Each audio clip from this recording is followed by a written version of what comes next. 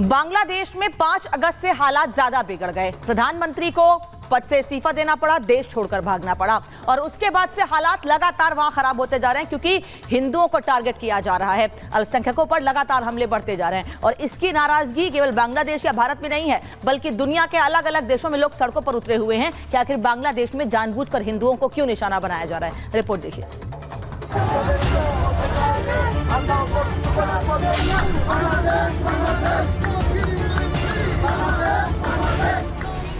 बांग्लादेश में आरक्षण के आंदोलन की आग में सब कुछ जलकर स्वाहा हो रहा है। सरकारी इमारतें हो, निजी संपत्तियां हो, चिड़ियाघर हो, फिर मंदिर और म्यूजियम हो, हिंसा की आग भड़की तो सब कुछ जलने लगा।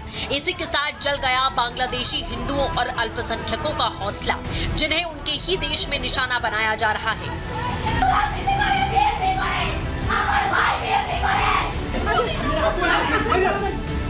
और अब जरा ये तस्वीरें भी देखिए जो अमेरिकी शहर न्यूयॉर्क की हैं।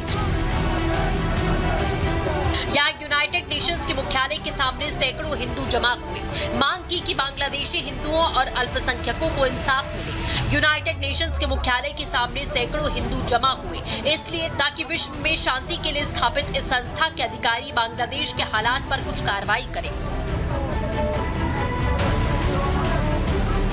इतना ही नहीं, बांग्लादेशी हिंदुओं का मुद्दा अब अमेरिकी संसद में गूंज रहा है, जहां भारतीय अमेरिकी सांसद ने अमेरिकी विदेश मंत्री एंटनी ब्लिंकन को चिट्ठी लिखी, बांग्लादेश में हिंदुओं पर हो रहे हमले को रोकने में दखल देने की मांग की। इसी के साथ बांग्लादेश के हिंदुओं को अमेरिका में शरण देने की मांग की गई।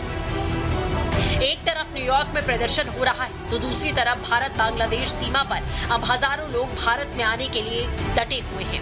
मुस्लिम कट्टरपंथियों के हमलों से जान बचाने के लिए बंगाली हिंदू मारे मारे फिर रहे हैं। हिंदुओं की ये भीड़ न तो वापस अपने घर जा सकती है, न ही भारत में एंट्री कर सकती है। जान की भीख मांगते लोग बॉर्डर पर फंस चुके हैं।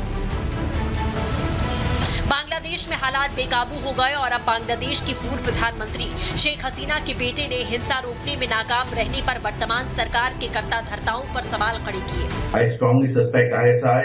If you'll notice that the protests, now they were attacking the police with firearms, with weapons. UN से लेकर भारत तक के बुद्धिजीवी और सेकुलर जमात के लोगों के चेहरे पर लगा नकाब उतर गया है।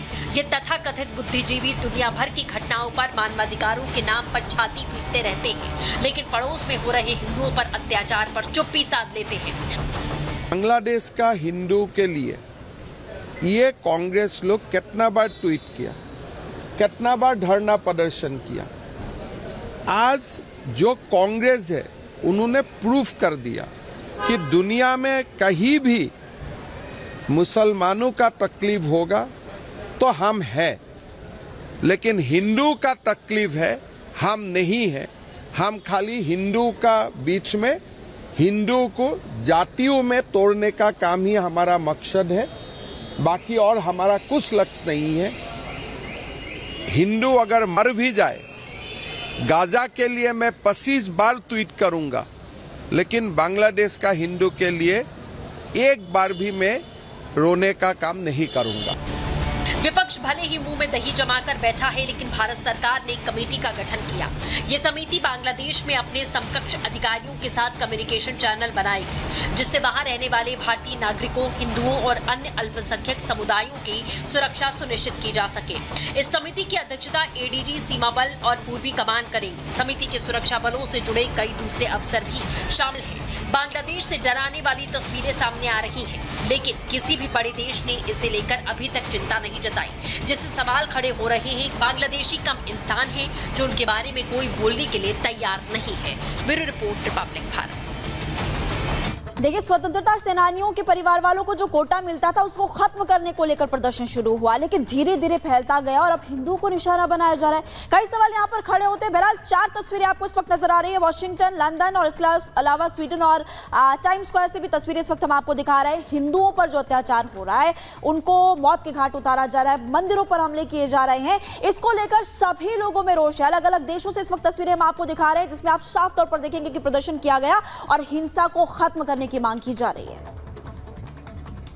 और बलूचिस्तान में, पाकिस्तान के बलूचिस्तान में हालात बिगड़ रहे हैं। लोगों की नाराजगी आर्मी चीफ और सेना के खिलाफ बढ़ती जा रही है। लोगों को नियंत्रित करने के लिए आर्मी चीफ ने एक यूनिट भी गठित कर दी है। लेकिन सवाल यह है कि बलूचिस्तान के लोगों में जो पाकिस्तान को लेकर, सेना को लेकर नाराजगी बढ़ी है और ज्यादा, क्योंकि इसके पहले भी ऐसी तस्वीरें सामने आती रही हैं। उससे पाकिस्तान के टूटने का खतरा पैदा हो गया है। रिपोर्ट देखिए।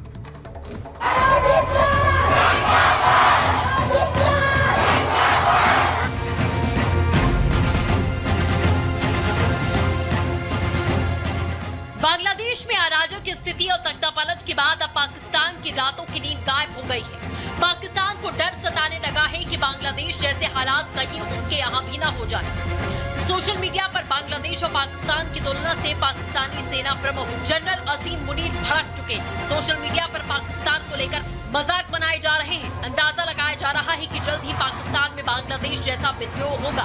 पाकिस्तान के सेना प्रमुख जनरल असीम मुनीर ने देश में अराजकता पैदा करने की कोशिश करने वालों को कड़ी चेतावनी दी है। सेना ऐसी किसी भी कोशिश को नाकाम कर देगी और देश की हिफाजत करेगी। लेकिन जनरल मुनीर आखिर इतने परेशान क्यों हैं? आखिर उन्हें भगवान की कसम क्यों खानी पड़ रही है? तो आपको बता दें कि बलूचिस्तान में जो आजादी की जंग छिड़ी है वो इतनी आसानी से बुझती हुई दिखाई नहीं दे रही। बलूचिस्तान में लगातार विरोध प्रदर्शन हो रहे हैं। पाकिस्तानी सरकार और सेना के खिलाफ नारेबाजी हो रही है।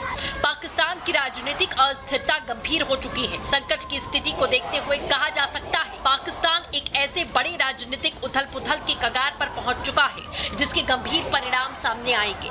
कई रिपोर्ट्स में दावा किया गया है कि बांग्लादेश के हालात के पीछे कहीं न कहीं पाकिस्तानी एजेंसियों का हाथ है। ऐसे में जब बोया पेड़ बबूल का तो आम कहां से खाए? पाकिस्तानी सेना के चीफ मुनीर भले ही कितनी कस्में खा लें, लेकिन हालात देखते हुए लगता है कि कहीं पाकिस्तान के हालात बांग्लादेश से भी बदतर ना हो जाएं। ब्यूरो रिपोर्ट, रिपब्लिक खबर।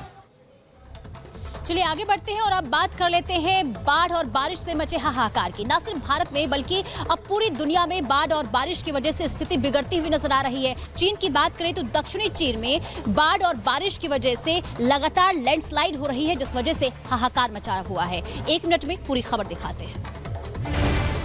कुदरत की ताकत के आगे विकास और तकनीक सब बौने साबित होते हैं। हम ये बात यूं ही नहीं कह रहे हैं। चीन की तस्वीरें इस बात की तस्दीक कर रही हैं। विकास के सभी पैमाने को पार करने के बावजूद चीन कुदरत के आगे बेबस है। कहीं भयंकर बाढ़ में डूबे घर हैं तो कहीं तूफान से बर्बाद होती फसलें। इन दिनों चीन के दक्षिणी इलाके में जहां जहां नजर आ रही हैं, बाढ़ और बारिश का कहर देखने को मिल रहा है।